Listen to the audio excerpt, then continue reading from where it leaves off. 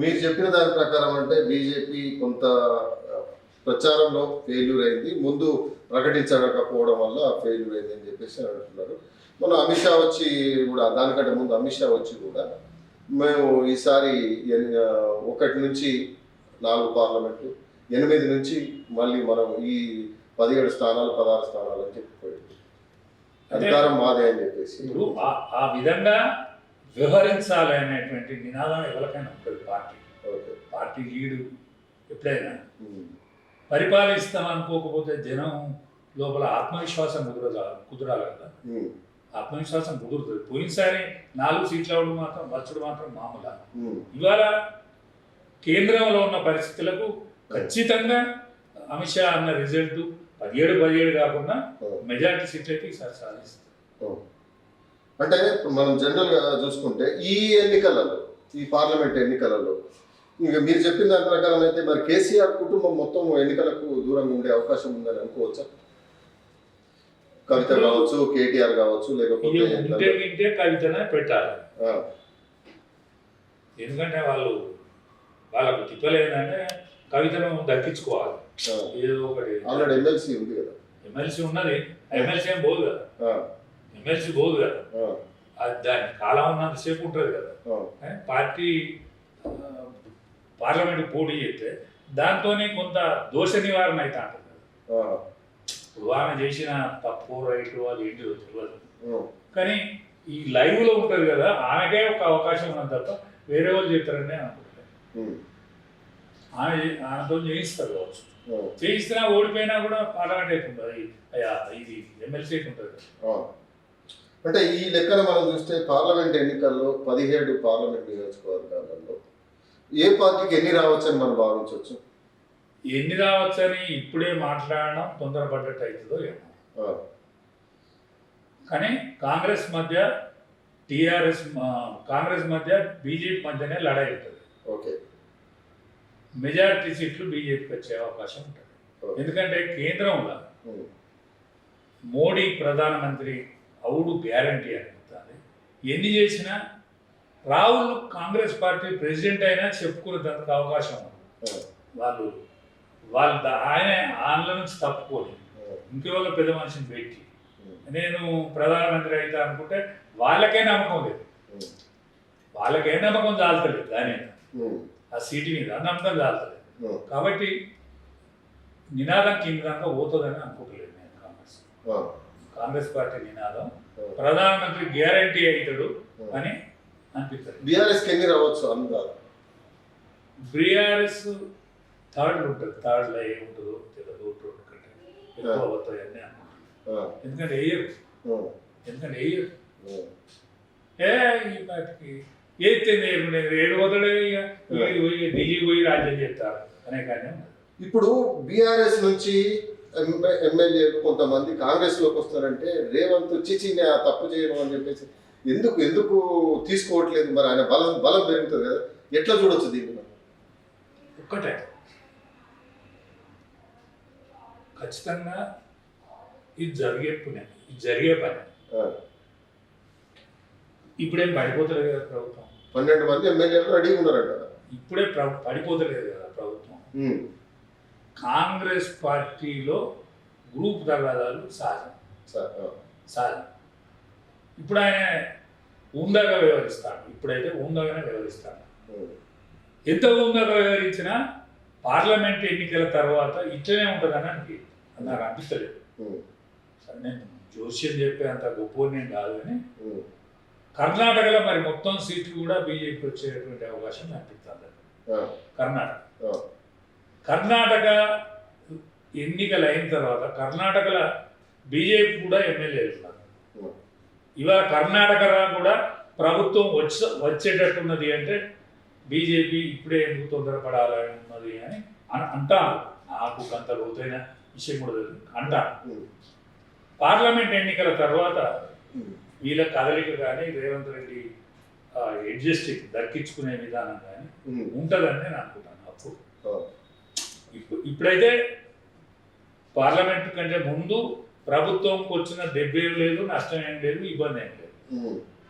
After parliament తర్వాత ఏమైనా ఇబ్బందులు గ్రూప్ తగాదాలో ఇంకేయో కర్ణాటక పరిణామాలు ఇవన్నీ గస్తే. మీకు తెలిసి ఎంతమంది మారొచ్చని అనుకోవచ్చు?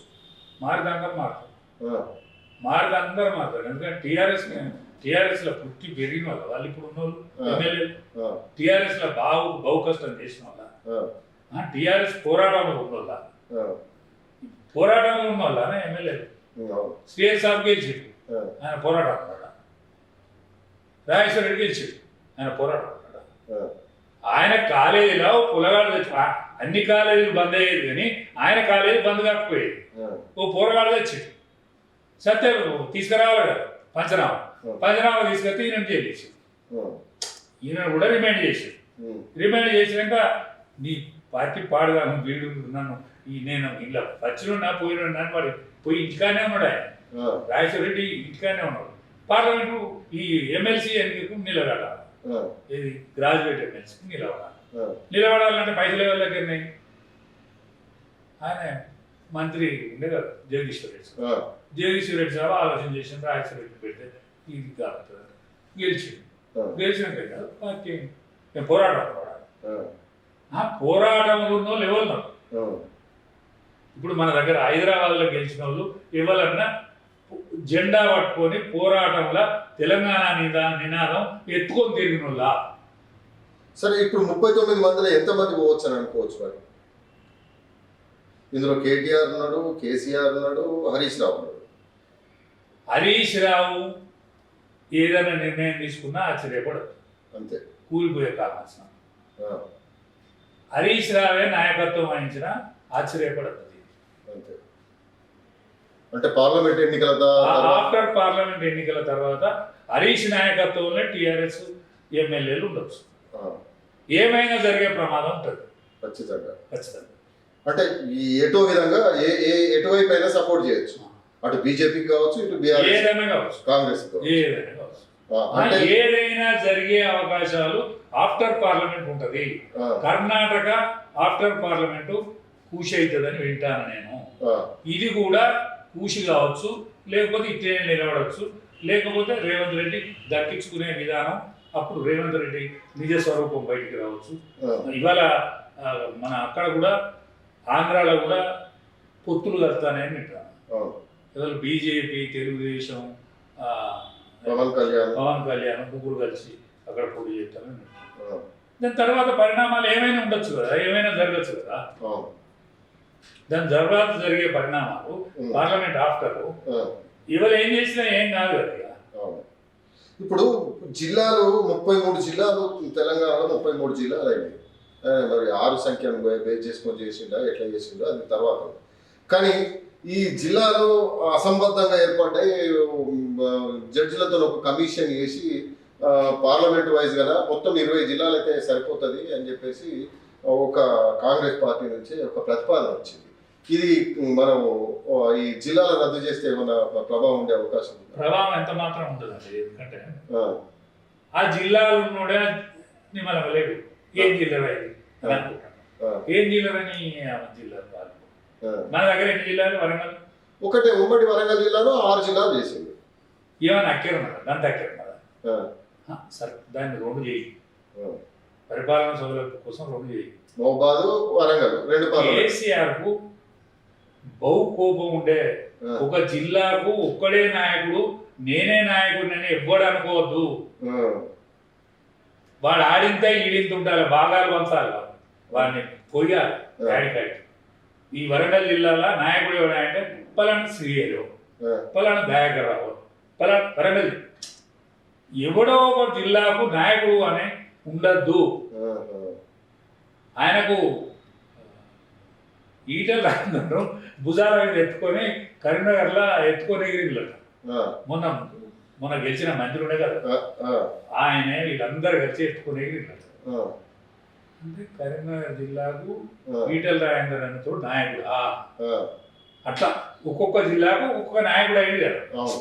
అంటే మీరు ఒక్కొక్కడు ఒక్కొక్క జిల్లాకు నాయకులు అన్నట్టు అని దాన్ని ఎక్కడికక్కడ బాగా చేసి. అంటే ఈ 33 జిల్లాల ఏర్పాటు వెనుక కూడా కేసీఆర్ కుట్రకోణం ఉన్నది. కుట్రకోణం, కోపం అంటే ఈ హాంభావం. నిరంకుశత్వంలో పుట్టే అహంభావం ఉంటుంది కదా, అహంభావం. ఎట్లా అంటే ఈ 33 జిల్లాలు కాకుండా 20-17 పార్లమెంట్ వైజ్ గా చేద్దామని అంటున్నారు. ఇది ఆహ్వానించదగ్గదేనా? తప్పేంటి తప్పేంటి. నేను అనుభవంతో చెప్తాను, నేను రాజకీయ కోణంలో చెప్తలేను, నేను అనుభవంతో చెప్తాను, జనంలో వినబడే మాట చెప్తాను. నేను మూలుగురు జిల్లా చేసింది ఏంటంటే ఒకటే అసెంబ్లీ నియోజకవర్గం, ఒక్క అసెంబ్లీ నియోజకవర్గం జిల్లా ఏం కాదు. పార్లమెంట్ సెంటర్ ఓ జిల్లా ఉంటే తప్పేది, తప్పేది. ఇప్పుడు మన అనకొండ ఒకటి, వరంగల్ ఒకటి అంటే పక్క పక్కనే ఉన్నాయి, ఆనుకోనే ఉన్నాయి కదా, ఒకటే పక్క పక్కనే ఉన్నాయి, 2 మండలాలు 3 మండలాలు అంతే.